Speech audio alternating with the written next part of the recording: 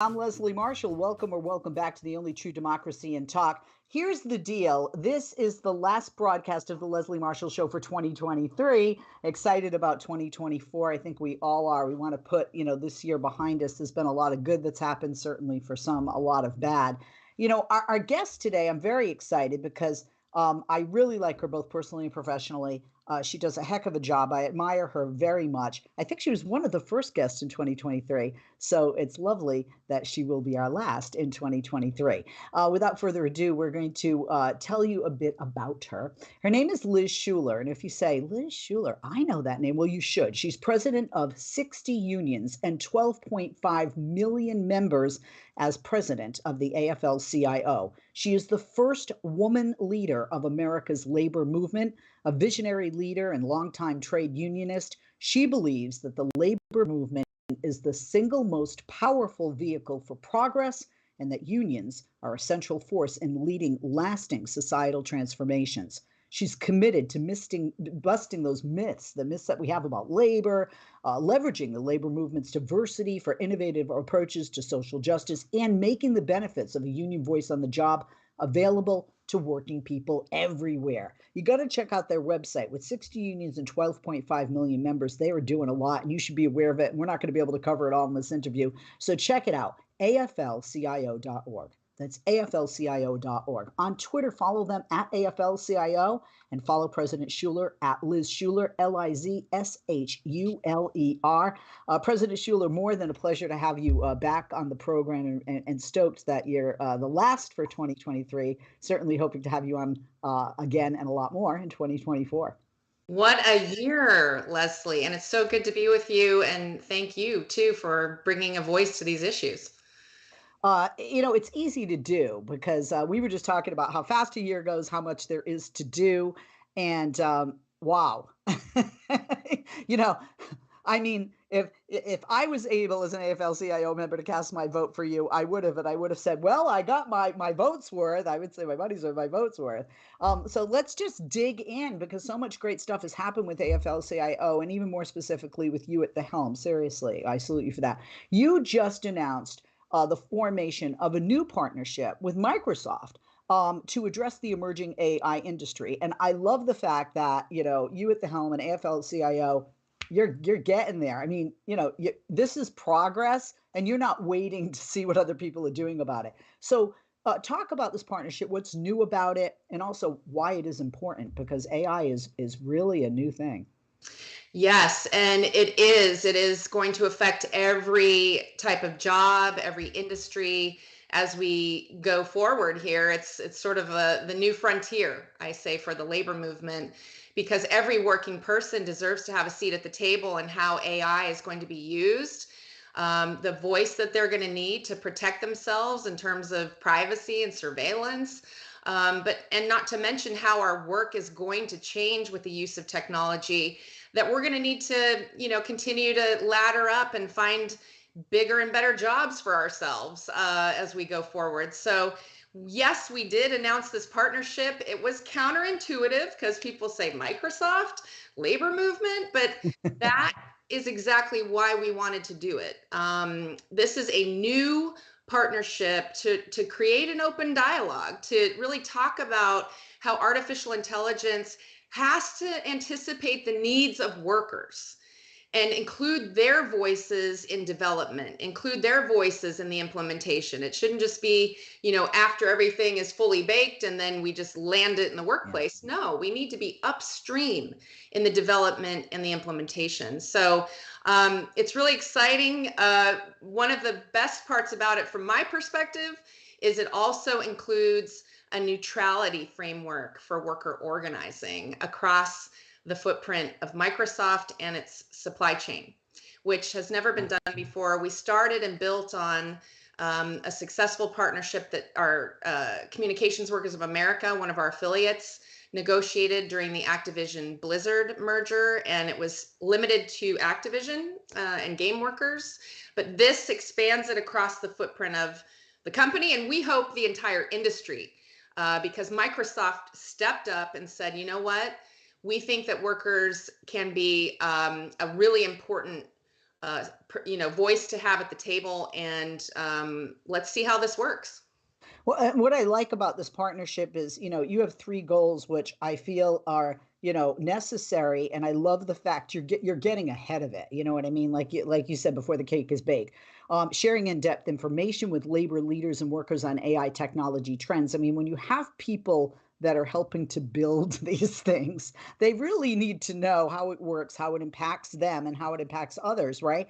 Incorporating their perspectives, like you said, they need a seat at the table, and the expertise in the development of AI technology, because certainly a lot of workers and their perspective are going to be much more helpful in this process. And I also like that you guys incorporate as one of the three goals helping shape public policy that supports the technology skills and needs of frontline workers. Look, this is a multifaceted, situation. You guys are really hitting it head on with a multifaceted approach to include corporations, unions, workers, and then when you talk about public policy, in a sense, because what is decided and what you guys work on with this partnership definitely is going to bleed over into politicians and their legislative ideas. Absolutely, those important guardrails that we all want as humanity to make sure that these technologies aren't, just dehumanizing us and making our work less safe and less secure. We want the opposite, and we see where this is going. We're not going to stop technology, right? We're not anti-technology. We are pro-worker. And so we think that we can actually use technology in a positive way if it's built correctly, if it's built with workers in mind. We can actually unleash human creativity and at the same time make it work for working people. And unions really are the pathway to do this. You can think about how we have a history of collective bargaining where we sit across the table from a company and bring workers' voices and power to that table. And we think that this should translate beautifully into this new frontier of technology, and that we can be the innovators. We can be the ones bringing new ideas to the table, because as you said, who better to incorporate than the frontline workers who actually know what it takes to make a product, who know what it takes to deliver a good or a service to the economy. And so get those workers in the labs, get them standing, side by side with those developers, and actually make technology work for working people. You guys at AFL-CIO had a poll, and that poll showed that 70, two-thirds of workers worry about being replaced by AI. Is that what, spawned you in a sense to say, we have got to do something about this because they need to know the real situation with AI and that they're not going to be replaced and that there is a place for them in the workplace with this new technology? Is that what brought the partnership on? Well, the fear is real, and that survey does reflect that people see what's happening. They see, when they show up to work, our hotel workers, for example, who see automated check-in. They see robots that are being sent to rooms, being interfacing with people's phones, and our workers aren't dumb. They see what's on the horizon, and so that is not just in one industry, it's in every industry. So we thought it's better to get ahead of the curve here and actually flex our muscle and while we can, and use our collective bargaining agreements, use our expertise to get in those rooms at the table versus being on the menu. I have to say, with Christmas shopping, I'm at a store and I had to laugh because I saw this thing on Facebook, but this goes through my mind. It's a cartoon of a woman pushing a cart, and a guy says to her, "Ma'am, self-checkout is right over there." And she said, "Oh no, I don't work here." And I think that is so true. I can't stand, that. I'm sorry. It's sort of like I don't like cooking at a restaurant. I'm going out to eat, right? Take my Yeah, order. yeah. Yeah. And I Well, have to say, for everybody listening, because I travel a lot, I never use that, automated check-in, because I'll tell you what I see and hear from the person in front of me in line is, I checked in online and dot dot dot, right? Or the key on my phone isn't working, dot dot dot. you 100% of the time, if people are at Target or Walmart or whatever, right? They have to call the person over, to help them. So we're going to take a break. When we come back, we're going to talk about what's coming up in 2024. One big thing is an election, and that impacts a lot of people, especially those frontline workers. I'm Leslie Marshall. We'll be back with President Liz Shuler. She is president of the AFL-CIO, the first woman to lead a labor movement. That's exciting. Your name's going to go down in history. I love that. Go to AFL-CIO.org. That's their website. You learn so much information about them on Twitter. Follow them at AFL-CIO and follow President Shuler at Liz Shuler, Lizshuler. Back with her, back with you right after this. Don't go away. If you came across someone struggling with hunger, how would you recognize them? By their clothes, their age, the way they speak? Would you notice an 8-year-old girl who's not excited for summer break because she may not be having lunch again until September? Or a single father of 2 who works 3 part-time jobs and still can't put enough food on the table? Or maybe a mother who cleans offices at night, hoping to find meeting leftovers to take home to her hungry family. Or a war veteran who's having a hard time landing a job and getting back on his feet. I am the 1 in 8 Americans who struggle with hunger. People you pass by every day but never knew were hungry. I am hunger in America. Hunger can be hard to recognize. Learn why at IamHungerInAmerica.org. Brought to you by Feeding America, 200 Food Banks Strong, and the Ad Council.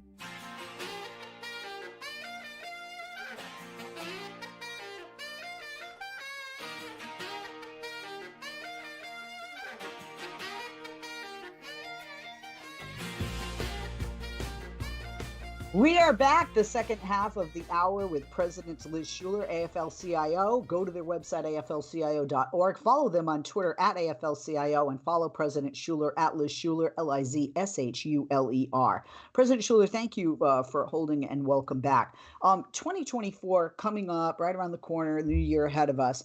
And we have a lot of exciting things, and I know the AFL-CIO does as well. But there is a huge election. We have a presidential election, a general election. What is the AFL-CIO planning to do in this election cycle to elect pro-worker candidates? Because obviously we've seen with this administration a pro-worker president, a pro-worker senator, a pro-worker congressional member is a huge difference to the majority of our nation, that working middle class. Absolutely. Yes, there is an election coming up. Newsflash. I think everyone's already pivoting into 2024, and we are hard at work getting busy to build the biggest mobilization of our lifetimes. And what we do in the labor movement is issue-based education of our members, listening to our members, talking with them about the issues they care about.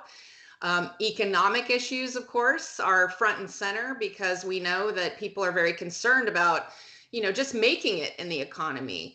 Workers are working overtime. They're kind of fed up really with how many, in some cases, jobs they need to have to even survive.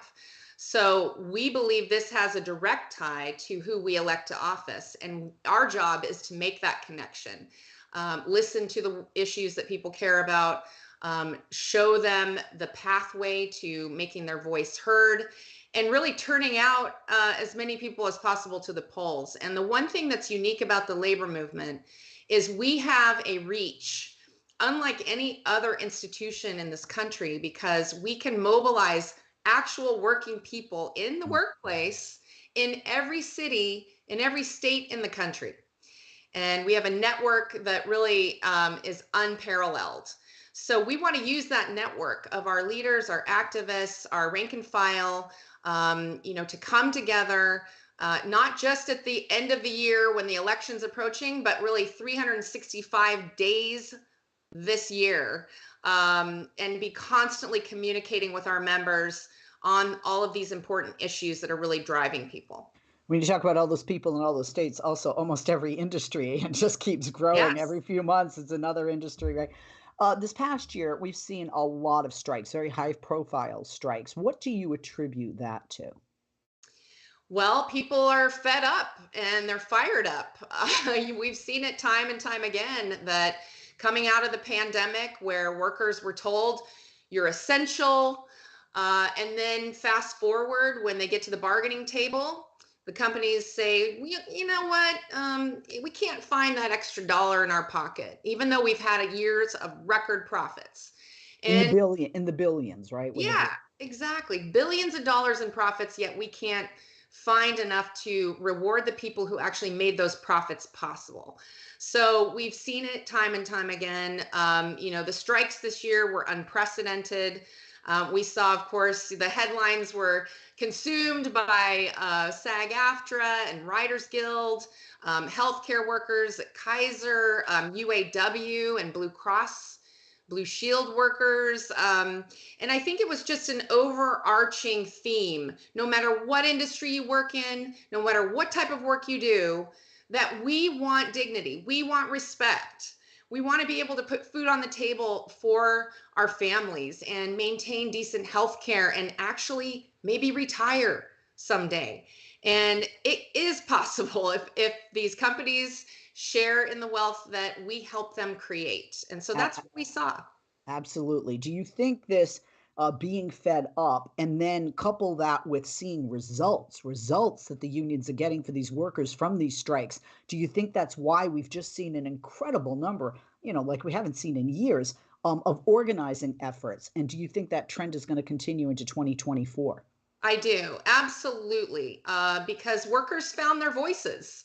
Workers are feeling their power. And so you see those big increases of, 25% pay raises, at UAW, of course, the safeguards around artificial intelligence with SAG-AFTRA and WGA, staffing standards, for safe patient care with our healthcare workers. Success begets success, right? So I think we'll be seeing more of that next year. And it's inspired workers who aren't in unions to say, hey, this is how we feel empowered. This is how we actually translate our needs into a contract by organizing a union. And so we're seeing unprecedented organizing in industries that we never thought possible, in video games, who would have thought, in cultural institutions like, art museums, like we saw in Philadelphia last year, healthcare workers in the South, where nurses in New Orleans came together, 800 nurses formed a union with NNU at the hospital there in New Orleans. So I'm excited because I think this is the momentum that we've been building on for some time that is at its height, and we will continue to soar on into 2024. I have a vote for doctors. Please unionize those people. So being married to one, Yeah, and there are some doctors in unions. Yeah, I know. I keep saying that to my husband all the time. I'll be like, unionize, dude, unionize. They're like, oh, we're sorry, you're working more and getting paid less. Unionize, and that's one thing. That's one of the reasons I think they organize, because you have somebody who's really, really working so hard to provide for their family, and then they see that union worker is getting health care, is getting job protections, is getting retirement benefits, and is getting a more decent, livable wage, not just minimum wage. And safety and health. And let's think back to the pandemic where nurses were told to wear garbage bags for safety protection. And disgusting. They walked out and they said that's unacceptable. And then their union helped them get the PPE they needed, and they walked back into that hospital with the protections they needed. Yeah, that's humane. I mean, and it's also common sense. If your workers are sick or dead, you don't have a workforce. That's ridiculous. You tweeted this week about a new NBC News documentary. I was very interested when I saw your tweet, called Slaughterhouse Children. Can you please tell us about it and about lawmakers who are actually in support of repealing child labor protections? And I'm going to say that again. There are legislators who are in support. We've seen that. I remember the first time I just saw it, even just on X or whatever. I'm like, huh? And I'm thinking it's some blog. No. It was a reputable news agency, and I went and read the article. So tell us about Slaughterhouse Children.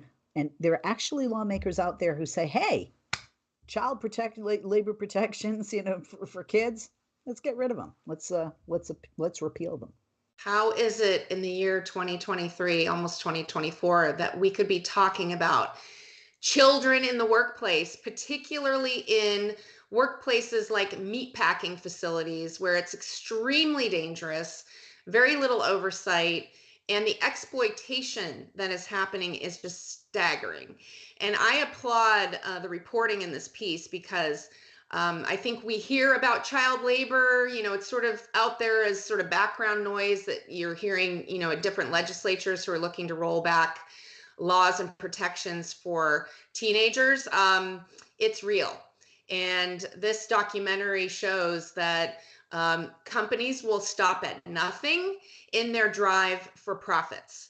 And we see it over and over again, no matter what industry we're talking about, where the drive to make more money, to make the shareholders better off, comes at the expense of working people and now children. So I think it's a piece that if you have time, during the holiday season, it would be very eye-opening for most people, because no one thinks that in modern day society that we would be talking about the exploitation of children in the workplace. I mean, this seems like something from the turn of the century, and it's still happening today. Yeah, I mean, like I said, when I saw that, I was just amazed. For the last minute, before we end here, President Shuler, what are you most excited about in 2024? I'm excited about continuing the organizing that's happening and the courageous acts of working people that continue to give us all hope. And we see it in industry after industry. We talked about young people who are so pro-union. We just had a survey this year that showed that 88% of young people under 30 support unions. So with their leadership, their activism, leading the rest of us in workplace after workplace, we're going to see more and more courageous acts of defiance where people are saying enough is enough. We deserve our fair share. We deserve dignity and respect, and we want to form a union. So we like to say it's better in a union, and no matter what type of work you have, that's what we hope, is that more people will join, more people will find their voice, and that we'll see more of the year of the worker in 2024. Well, you are awesome. Thank you for joining us today. AFL-CIO is AFL-CIO.org, their website. Follow them on Twitter at AFL-CIO. Follow President Shuler at Liz Shuler, Lizshuler. And I just want to thank you, President Shuler, not only for being here today, but for making workers feel more confident when they wake up in the morning that this union and you at the helm of it have their back and you get results. And I just really commend you for that. You're going to do even better next year because you're like, I know how to do this now. All right. Thank you so much, Leslie. Happy holidays to everyone.